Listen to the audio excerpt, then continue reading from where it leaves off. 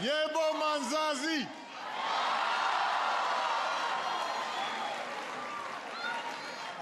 It is wonderful to be back in South Africa. Everybody have a seat. Everybody have a seat. Relax. Yeah, I'm excited too. It is wonderful to be here with all these extraordinary young people, young people from across this magnificent country, but also from all across the continent. And I want to give special thanks and special welcome to those who are watching from Nigeria and Uganda and Kenya, a country obviously very close to my heart. You know, when I travel around the world, this is one of my favorite things to do, meeting and talking with young men and women like you. And our format today, this town hall, is a long-standing tradition in America, and I get asked all sorts of things. I remember one event, a person asked a question that's often on a lot of people's minds when I show up, where's Michelle? Sometimes people ask me, you seem to have gotten so old since you were elected. What happened?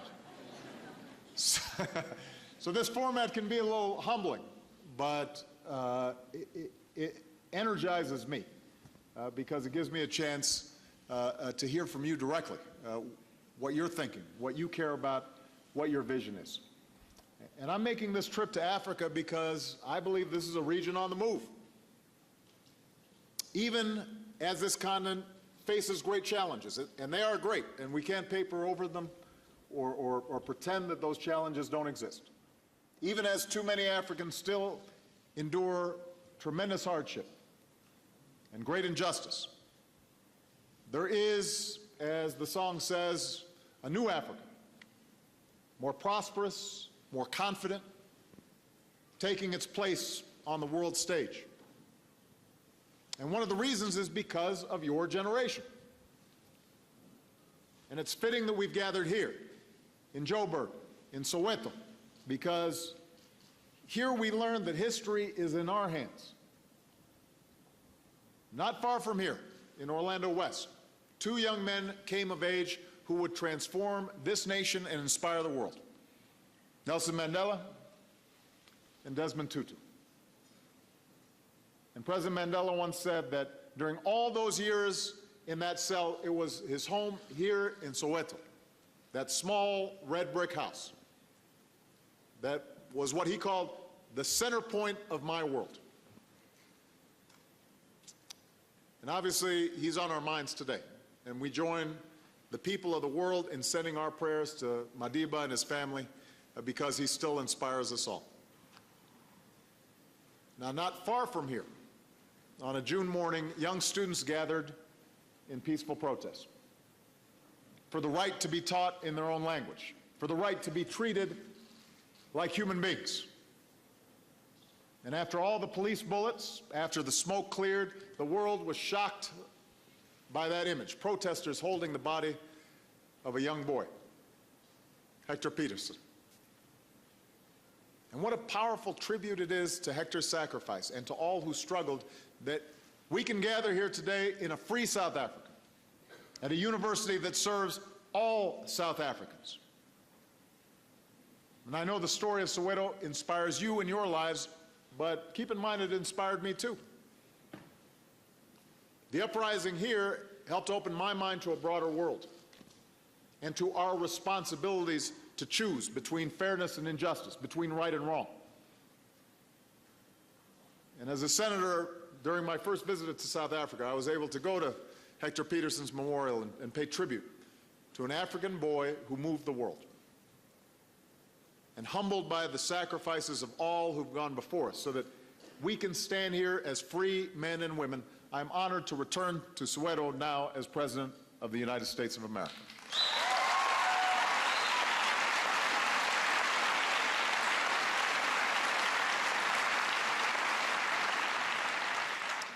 Now, tomorrow I'll be down in Cape Town at the University of Cape Town, and I'll speak about the future that we can build together, Africans and Americans. And that's where Robert Kennedy delivered his eloquent address to another generation of young people. The challenges of our world, he said, demand the qualities of youth. Not a time in life, but a state of mind, a temper of the will, a quality of the imagination, a predominance of courage over timidity, of the appetite for adventure over the love of ease. That's what young people are. That's the spirit of youth, and it's still true. That's why 3 years ago I launched a new effort to make sure we're tapping those qualities of youth. The imagination, the courage, the yes we can attitude of young Africans like you. It's our Young African Leaders Initiative, and I kicked it off by welcoming young men and women from across Africa to the White House, and we had a town hall similar to this one. I think some of you were there, in fact. And since then, we've helped empower young people across this continent with new skills in entrepreneurship and leadership, and new partnerships in education and health and technology. You know, Michelle came here to Soweto for a forum with some inspiring young women. And she's here today in Josie, meeting with students who... Did I say that right?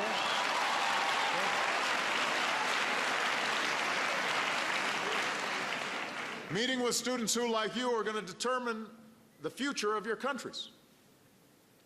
So today, I'm proud to announce a significant expansion of this initiative. We're launching a new program that's going to give thousands of promising young Africans, like you, the opportunity to come to the United States and develop your skills at some of our best colleges and universities.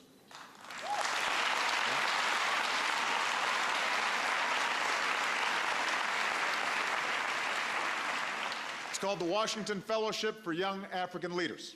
And I hope all of you apply, because we're joining with our top schools, public and private. We'll focus on civic leadership and public administration and business and entrepreneurship, the skills you need to serve your communities and start and grow businesses and run effective ministries. And you'll interact with Americans from all walks of life, because our citizens, especially our young people, can learn from you too. You'll meet with leaders in business and nonprofits and government, including me.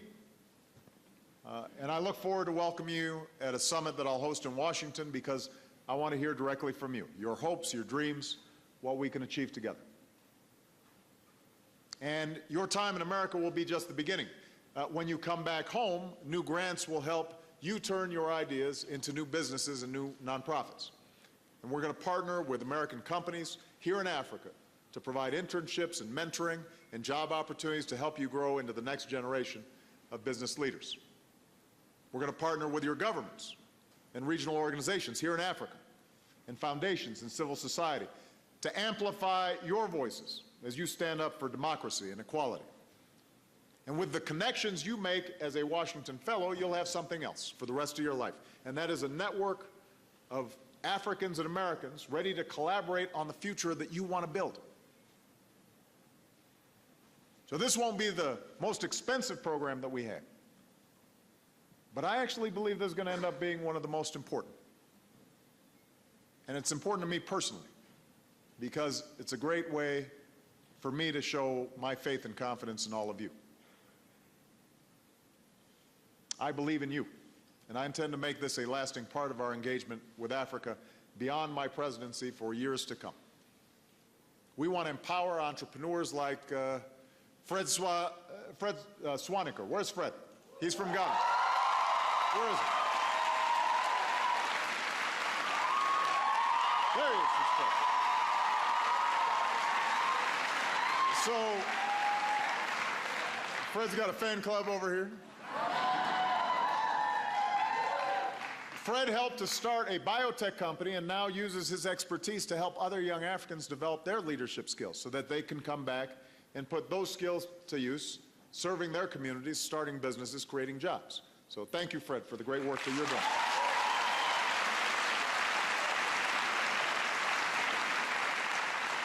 We want to empower citizens like Khadija Patel. Where's Khadija? Where's Khadija? So Khadija is a fearless journalist here in South Africa. She's reported on Sudan and Mali and the Democratic Republic of Congo. She's exposed the roots of conflict. She's challenged leaders as a voice for peace and justice. So we're very proud of the work that you do, Khadija. Thank you.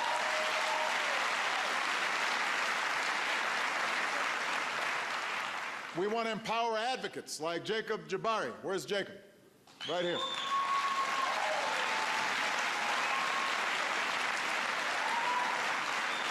So, here in South Africa, Jacob decided he was not going to hide the fact that he was HIV positive. He embraced it. He became a counselor. He helps guide others because he says the key to saving lives and slowing the spread of AIDS is an honest approach, and that takes great courage. Thank you, Jacob.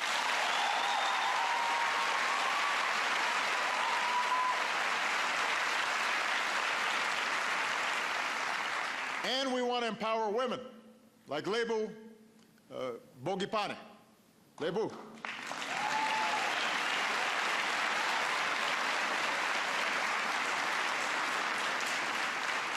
You know, growing up, Lebu endured domestic abuse and violence, which led to homelessness and hunger. Over many years, she didn't simply rebuild her own life. She built a crisis center here in South Africa that's helped thousands of women and children escape abuse as well. What a great legacy. Thank you, Lebu.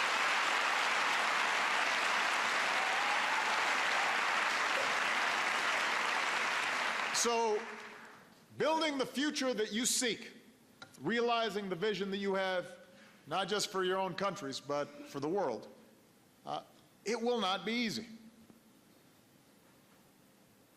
It will not be easy. But as you go forward, I want you to think of the man who's in our prayers today. Think about 27 years in prison. Think about the hardships and the struggles and being away from family and friends.